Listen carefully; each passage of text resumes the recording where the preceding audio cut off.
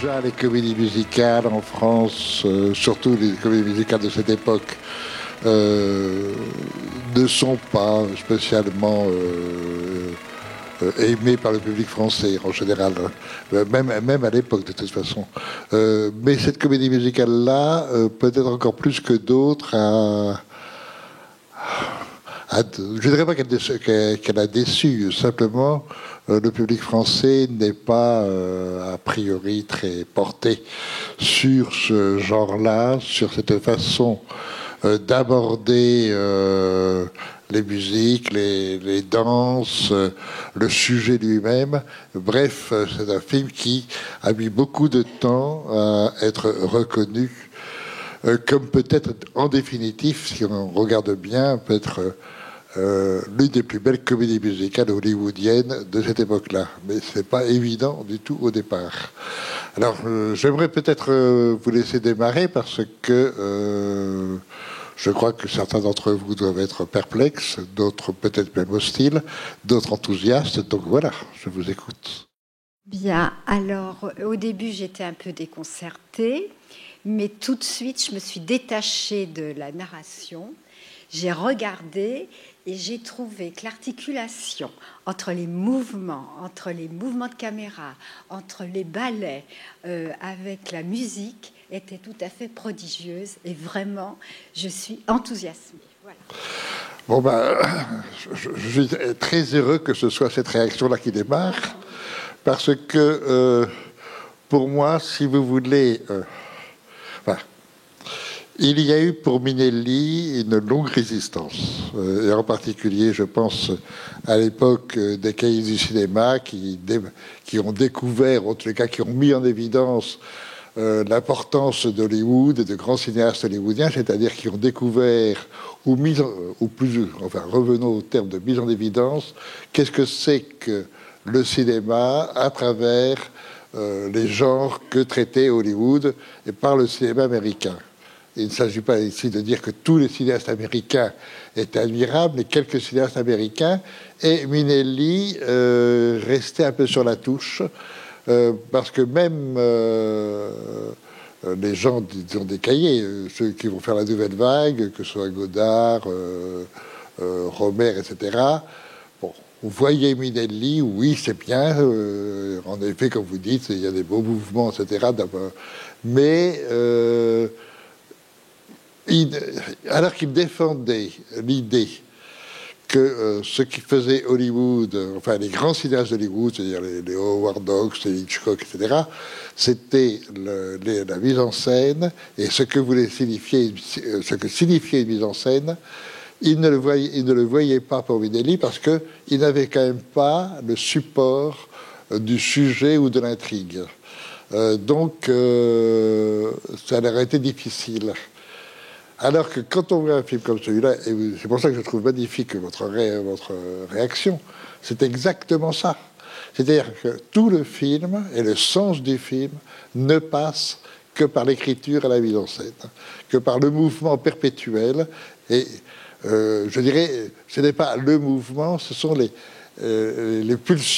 pulsations, la rythmique et les pulsations des sentiments, des émotions qui sont transcrits, etc. Avec en plus un culot monstre, dans le sens où nous sommes en 54.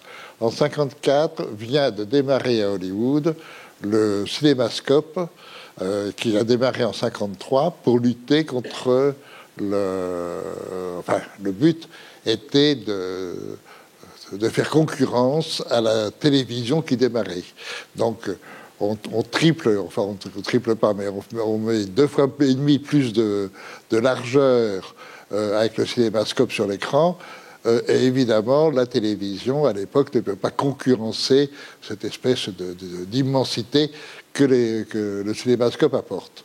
Le problème du cinémascope, qui avait d'ailleurs été quand même refusé par certains grands cinéastes, enfin, qui ont mis du temps à l'accepter, je pense entre autres à Fritz Lang. Si vous avez vu, par exemple, dans Le Mépris, Fritz Lang dit « Je déteste le cinémascope, c'est fait pour les serpents ». Donc, le cinémascope, pour un cinéaste, posait des questions.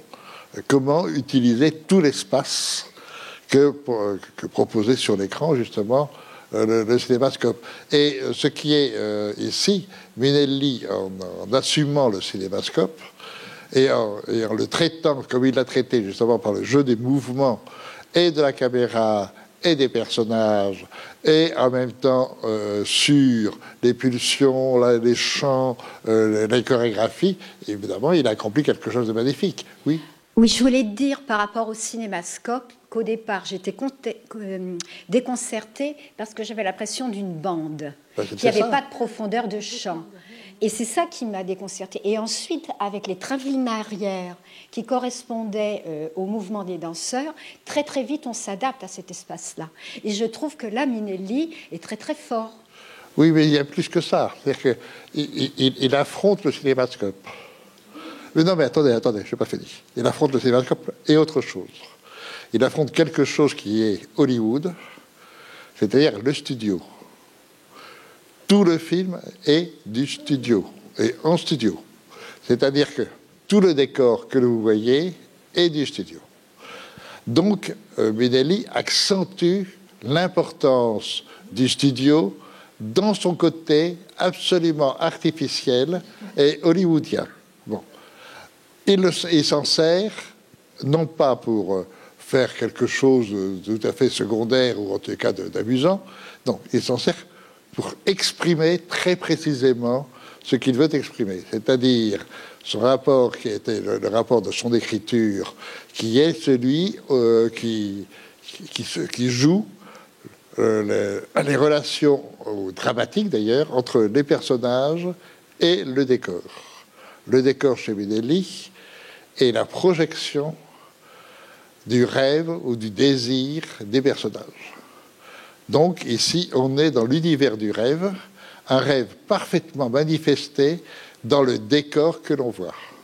Et en particulier dans cette séquence qui est, de ce point de vue-là, une des grandes séquences du film, et peut-être l'une des plus manifestes du génie de Minelli, c'est la séquence amoureuse dans la bruyère, avec qui est splendide. Alors, en effet, sur tous les mouvements, les décors, etc. Et le jeu de ce décor vient renforcer. Alors, évidemment, s'il y a décor, il y a aussi couleur. Et évidemment, chez Minelli, les couleurs ne sont pas innocentes. Il ne faut pas oublier que c'est un décorateur à la base. Il a commencé par Broadway. C'est un décorateur avec une grande passion et en même temps une grande connaissance de la peinture, du monde pictural, et donc utiliser les couleurs. Les couleurs ne sont pas innocentes chez Minelli. Vous avez un jaune, vous avez un rouge, vous avez un vert, etc., qui est minellien et qui signifie des choses, qui signifie, par exemple, le jaune chez Minelli est la couleur de l'imaginaire, la couleur du merveilleux, la couleur de l'exaltation, et en particulier l'exaltation des sentiments. Si vous poussez un peu plus loin, le jaune chez Minelli peut devenir aussi la couleur de la folie mentale. C'est ce qu'il va utiliser, et en même temps, il y a une référence historique, quand il va tourner La vie de Van Gogh, et le jaune de la fin de Van Gogh, c'est-à-dire en tant que couleur de la folie. Le rouge, évidemment, comme tout le monde le sait, c'est la couleur de l'amour, c'est la couleur de la passion. Toutes les couleurs chez Minelli peuvent aller jusqu'à la folie, donc la passion, donc le rouge, par exemple, lorsque le jeune brigadien se révolte, il est en kilt rouge, et il répond à ce moment-là à la robe extrêmement rouge, passion, de Fiona qui porte le rouge. Alors qu'à ce moment-là, sa sœur ne porte plus qu'une robe blanche, puisqu'elle arrive au mariage. Toutes les couleurs chez Minelli se jouent comme ça. Par exemple, Gene Kelly aura toujours un petit gilet rouge qui aura le même rouge que la robe rouge de Fiona à la fin. Et c'est-à-dire que chez Minelli, Il y a décor, oui. Il y a couleur, oui. Il y a costume, forcément. Mais il y a tout simplement que tout cela joue. C'est-à-dire que la couleur ne reste pas fixée une fois pour toutes. Elle est toujours en variation. Tout ça pour donner l'expression du mouvement même, des pulsions mentales et des pulsions affectives. Et donc on filme ça. Et on filme ça dans l'idée d'un décor, c'est-à-dire d'un imaginaire qui, comme dans le rêve, où on rêve un monde qui soit un monde merveilleux. Mais ce monde merveilleux est fait pour échapper au monde réel. Ici, la séquence de New York. Donc, le monde réel, lui, est un monde qui est dur et un monde qui offre une réalité difficile à supporter. Il faut donc que chacun cherche à échapper par le rêve. Mais échapper par le rêve, c'est donc échapper à une espèce dans une espèce de décor qui est un décor purement imaginaire et très heureux. Mais très heureux, sauf que si on veut s'attacher et vivre son rêve, à ce moment-là, on aura la nécessité de fabriquer en réalité ce rêve. Et dès que le rêve devient une réalité matérielle, à ce moment-là, il devient lui aussi dangereux et destructeur. C'est ça qui est magnifique dans ce film, c'est justement qu'on va s'enfoncer dans ce rêve. Ce rêve, donc ce décor, va disparaître, mais on sera dans un rêve purement irréel, et à ce moment-là, on pourra être heureux, aimer, et avoir un sentiment d'amour, mais en même temps, comme toujours chez Minelli, avec une nostalgie et un sens quand même du tragique. C'est pour ça que le film est très léger au départ et peu à peu monte en violence, et en particulier dans la scène de la noce, qui est une scène absolument magnifique. Et là, on franchit la représentation chimérique et un peu charmante pour passer dans la violence réellement de la passion et des forces et des forces. En parenthèse, je vous signale que l'arrivée de tous les Écossais en tenue, ils portent tous le jaune. On veut imposer le rêve comme réalité, etc. Enfin, amusez-vous, c'est passionnant, regardez Minelli. Parce que là, vous apprenez ce que c'est que réellement le cinéma, comment ça se travaille le cinéma, à travers les éléments mêmes que propose l'obligation de la mise en scène. Il faut passer par le décor, il faut passer par les personnages, il faut passer par les costumes, il faut passer par les couleurs, il faut passer par les mouvements d'appareil, etc. Et donc, c'est ce que vous avez très bien ressenti, d'ailleurs. Vous l'avez très bien dit, c'est exactement ça. Le film, c'est ça. Et si on veut le voir, évidemment, au niveau de l'intrigue, c'est un peu bébête, a priori. Bon, on peut le dire, c'est pas... Mais...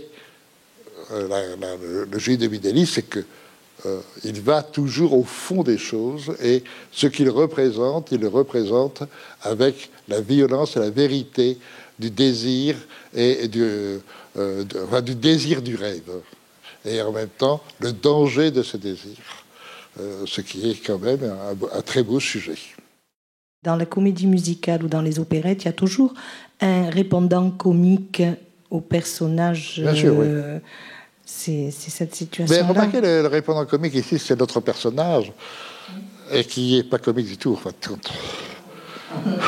Qui n'est pas comique du tout dans le sens que c'est celui qui a décidé de ne plus jamais rêver. Donc il n'a plus qu'à boire pour essayer d'échapper à cette vision du monde qui lui est triste. Et c'est là encore son rôle dans la scène de New York est peut-être plus importante pour lui que pour le personnage de Gene Kelly. Il est dans l'ordre du désespéré, ne noircissons pas trop, mais il est quand même dans ce rôle-là. Alors, bien sûr qu'il a un côté un peu plus de comédie, mais sinon, vous avez très peu de personnages liés à la comédie dans le film. Des personnages qui dansent, en effet, qui sont joyeux et tout le reste. Pour la scène du marché, au départ, a un côté très scène en même temps de Perrette. Ça pourrait être les cloches de Cordeville avec le marché sur etc. Bon, c'est vrai. Mais il y a quelque chose de l'ordre de l'essentiel, c'est-à-dire le grand amour, le mythe du grand amour, ou le désir du grand amour, qui est la chose impossible, impensable, et finalement qui n'est possible ou pensable que si ça n'existe pas. Donc si on part carrément dans le rêve du grand amour une fois pour toutes magnifié. Vous savez, Minelli était quelqu'un, bon, moi j'ai eu la chance de le connaître un peu, et de le voir travailler quand il est venu tourner 2-3 films à Paris. J'avais été dans les studios, et c'était quelqu'un d'une maniaquerie. Il n'y avait pas... Il passait son temps, pas un détail qu'il ne contrôlait pas. Il passait, on était prêt à tourner, immédiatement il se déplaçait encore juste pour remettre un petit truc dans le décor, etc. C'était d'une méticulosité stupéfiante et de précision, au point que les acteurs étaient un peu choqués par lui. Ils disaient, oui, Minelli, il nous dit jamais rien, il ne s'intéresse qu'au décor. Bah, oui, puisque eux, ils sont dans le décor et c'est leur problème à eux, les personnages. Donc les acteurs, ils n'ont qu'à suivre et être en effet dépendants du décor. C'est très intéressant de voir, quand on peut voir comme ça les metteurs en scène travailler, comment au fond ils sont sur le plateau. Et là, c'était quand même un grand monsieur. Alors, il a eu la chance, Minelli, de travailler pour la Metro-Goldwyn-Mayer pendant très longtemps, jusqu'en 60. Donc il a fait tous ses films donc il était comme il y avait je dirais la facture Minelli, c'est lui qui faisait ses films, et pendant 20 ans, de 40 à 60, il a fait tous les films qu'il voulait avec la Métro. Lorsque la Métro en 60 a arrêté son système de production, Minelli s'est retrouvé, je dirais, à la porte, cherchant dans d'autres studios à travailler, et il a eu à ce moment-là beaucoup de mal à travailler parce qu'il n'avait plus la liberté qu'il avait à la Métro. Et ça, c'est aussi intéressant de voir le côté hollywoodien et son danger. Le côté hollywoodien, c'était quand même l'usine. Et lui, s'était complètement adapté avait fait son trou à l'intérieur du système d'usine qui a été un studio à l'époque. Et de ce point de vue, je crois qu'il est peut-être le cinéaste le plus personnel, mais qu'il ne pouvait l'être que dans une seule fabrique. Il ne pouvait pas l'être, alors que tous les autres cinéastes ont travaillé pour plusieurs studios, dans plusieurs studios. Lui, la Métro. Je voudrais vous poser une question. C'était par rapport à l'accent de ces Écossais qui roulaient énormément les R. Ah, alors ça, c'est pas un accent écossais, non? Je ne sais pas. Est-ce que c'était pour bien se situer au XVIIe, puisque on ne prononçait pas les mots de la même manière? Est-ce que c'était pour faire une grande différence avec les Américains? Peut-être. Alors là, ne me demandez pas ça. Je suis nul en langue étrangère. Je parle très très bien les langues étrangères, mais uniquement en français. Alors donc... Oui, je suis anglaise et je connais bien les Écossais. Et je peux vous dire que les Écossais roulent beaucoup les R. Donc, même maintenant, oui. Ah oui, donc c'est exact alors. Oui, par contre, oui, les R sont authentiques. Par contre, on sent que ce sont des acteurs américains qui utilisent les R justement pour parler écossais, avec un accent écossais. Sinon, les autres sons ne sont pas exacts. Oui, de toute façon, le R est utilisé un petit peu comme... Gene Kelly ou Van Johnson, on ne peut pas leur faire tellement... Et puis l'admirable, quand même, aussi, rendons un petit hommage à l'une des plus belles femmes du cinéma américain, c'est Charisse, bon, quand même... c'est immense, c'est Charisse. Donc, il faut Par contre, pardon, Le monsieur Lundy, Qui le révèle, Lundy dans l'histoire. Mr. Lundy. Ah oui, qui raconte la vérité, qui leur révèle la vérité. Lui, il est certainement pas du tout. Il n'a pas appris son accent écossais. En gros, il ne roule que les R et c'est tout. C'est tout. Bah, oui, oui, on lui trouve tout à fait anglais. Oui.